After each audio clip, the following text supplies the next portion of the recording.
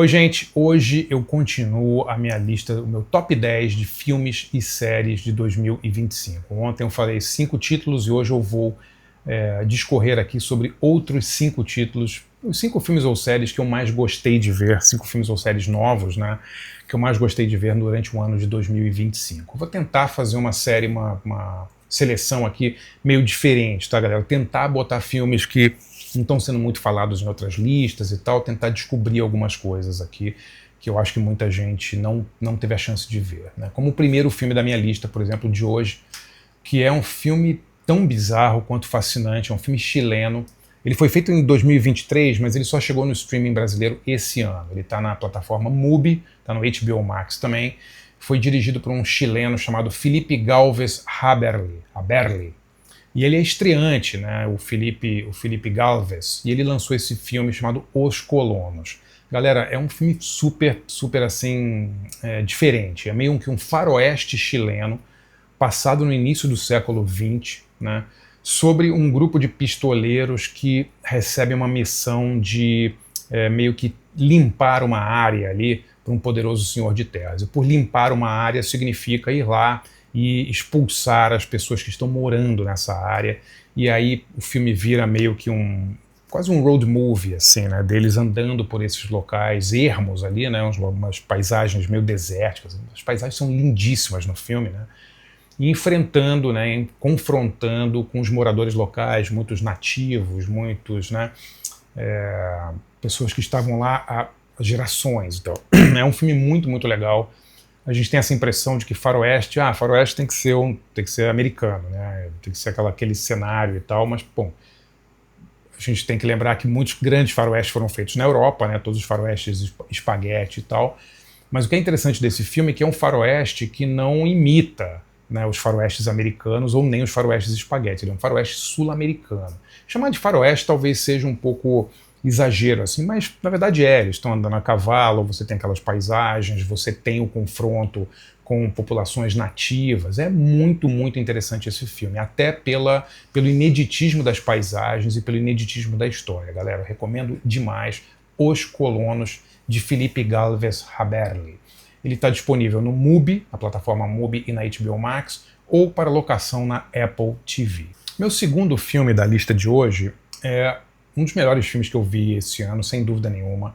É um filme dirigido por um sueco-polonês muito talentoso chamado Magnus von Horn.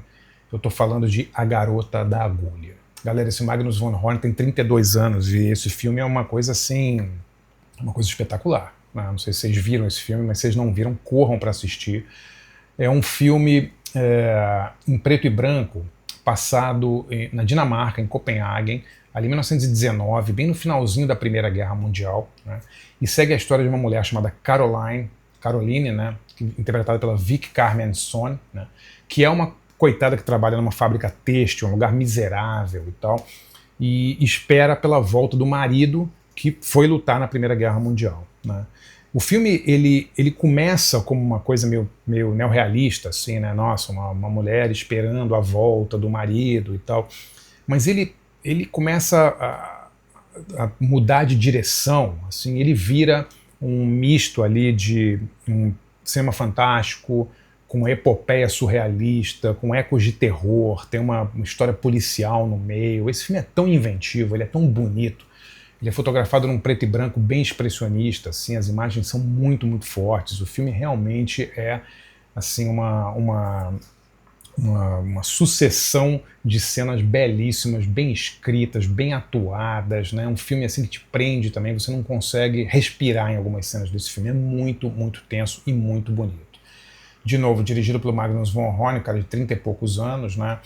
E ele está disponível no MUBI, uma grande plataforma de cinema de arte que eu recomendo demais que vocês assinem, ou para locação na Apple TV e Amazon. Não percam A Garota da Agulha. Bom, uma série sobre a qual eu fiz até um debate com os assinantes aqui do site, e eu acho que não dá para passar batido, no ano de 2025 foi uma das melhores coisas que eu vi. É uma série que está na Apple TV, dirigida pela Rebecca Miller, né, grande cineasta, que é o lendário Martin Scorsese, em inglês Mr. Scorsese.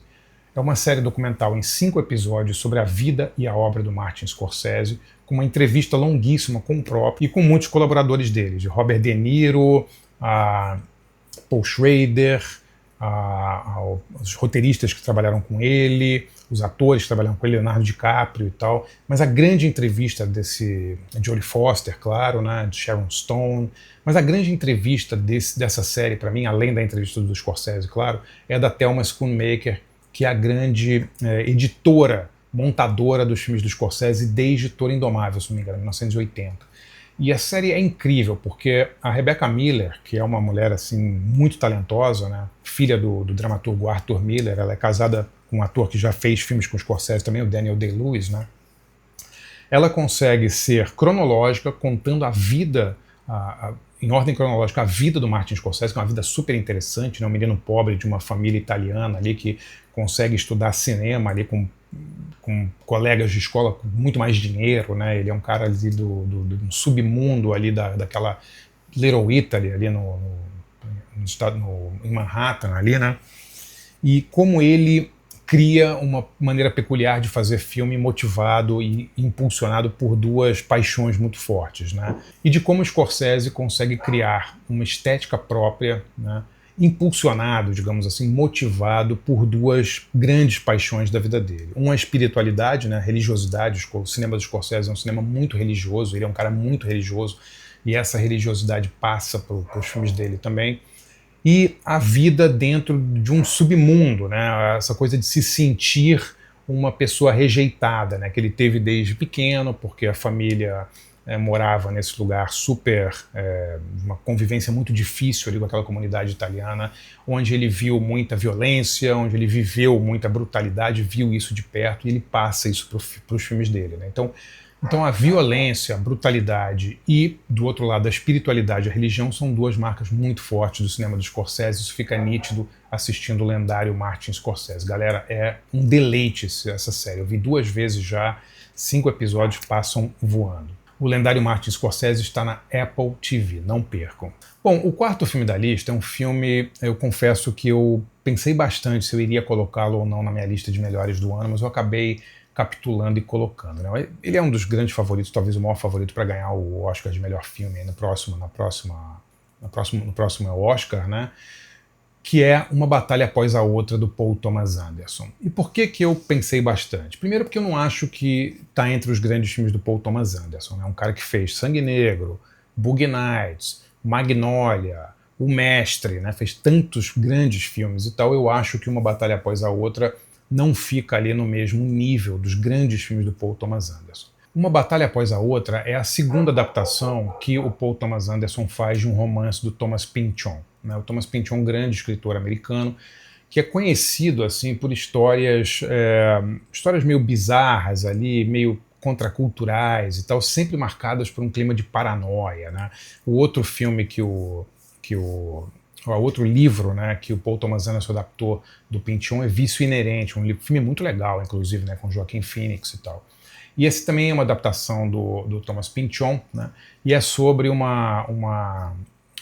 digamos, um grupo guerrilheiro ali, do qual faz parte o Leonardo DiCaprio, né, que acaba enfrentando um militar linha dura, brilhantemente interpretado pelo Sean Penn. Os personagens, especialmente os personagens do Sean Penn, eles têm uma tendência a caricaturização, né? Ele é um pouco arquetipal, assim. Mas como todas as obras do Pynchon, né, eles têm esse tipo de personagem. Você viu o Vício Inerente, eles também são assim, né? Os personagens são super exagerados, meio caricatos e tal. E o Pynchon sempre meio que ridicularizando esse conservadorismo americano e tal. Eu tenho um certo pé atrás com esse filme, eu não acho um dos filmes mais bem escritos do Paul Thomas Anderson, pelo contrário, né? Eu acho que o filme também ele é muito raso do ponto de vista político, assim, né? Ele acaba virando meio que mais uma história pessoal mesmo do Leonardo DiCaprio com a filha, com a família e tal. Mas ele tem algumas sequências onde o Paul Thomas Anderson realmente mostra que veio, em especial a sequência final. Não vou ficar dando spoiler aqui, mas tem uma sequência de perseguição de carro que eu tô louco eu vi esse filme no cinema, eu tô louco pra que ele chegue no streaming, acabou de chegar agora na HBO Max, né, para poder rever essa cena, que é uma cena muito, muito legal. Uma Batalha Após a Outra está disponível na Claro TV ou na HBO Max para streaming, né, no streaming, ou para locação na Apple TV e Amazon. E meu quinto filme da lista, na verdade o 10º, né, porque ontem eu falei 5 e hoje mais 5, é um filme que eu acho que se eu tivesse que escolher qual é o melhor filme que você viu em 2025, eu votaria nesse filme, que é um filme pequeno, de baixo orçamento, feito por uma diretora da Geórgia, não a Geórgia, o Estado americano, mas a Geórgia, a ex-república soviética, né? O nome dela, só para eu não errar, é Dea Kulumbegaschvili, e esse filme chama April, né? E ele está disponível no MUBI, né, ou para locação na Apple TV e na Amazon, e é um filme dilacerante, galera. É um filme sobre o filme se passa no interior da Geórgia, e assim, só os cenários e as vilas e as pessoas já são absolutamente fascinantes, né? Mas a história é incrível. Ele conta a história de uma mulher chamada Nina, que é uma obstetra, né? Ela trabalha nos hospitais ali do interior da Geórgia, e ela realiza partos, né, num hospital, mas nas horas vagas ela pega o carro dela, vai para o interior e ela realiza abortos ilegais, né? O aborto é ilegal na Geórgia, da cadeia aborto lá, mas ela entende que para muitas mulheres esses abortos são necessários, são mulheres que ou foram violentadas ou são mulheres que, por causa da religiosidade do lugar, elas não podem se negar a ser mães e tal, e ela realiza esses abortos clandestinos. É um misto assim de drama com até uma coisa meio policial, porque envolve ali um aborto que não dá certo, e você tem toda a pressão religiosa, a pressão misógina também do local, né? E é um filme muito pesado, mas também muito, muito bonito. A atriz principal, né, o personagem chama Nina, ela chama Ia Sukitashvili. É uma coisa assim impressionante, assim, a atuação dessa mulher é incrível. Eu amei esse filme. Bom, o filme começa, ele lembra muito esses filmes de o cinema iraniano moderno, né, com uma preocupação assim, muito social, aquelas histórias sociais e tal. Mas depois ele cai numa pegada meio lisérgica, meio psicodélica, até meio surrealista, tal. E ele vira uma coisa de uma beleza, assim, umas paisagens, né? Ele vira uma coisa meio, vamos chegar a dizer David Lynch, assim, mas ele tem umas coisas meio lúdicas, oníricas, assim, que elevam o filme a uma coisa maior do que ele parece ser no início. Grande filme, tá na plataforma MUBI ou para locação na Apple TV e Amazon. Galera, não percam, acho que foi o melhor filme que eu vi em 2025, April, de Dea Kulumbegaschvili. Grande, grande filme. Se você gosta desse tipo de quadro sobre cinema, música e livros, sempre com essa pegada mais alternativa, galera, conheça e assine meu site de jornalismo cultural, andrebarcinski.com.br. Por R$20 por mês, você vira assinante, você tem direito a um monte de benefícios. Eu faço 20 textos inéditos por mês, exclusivos para o site. Você pode participar de 2 a 3 debates, cursos ou workshops mensais.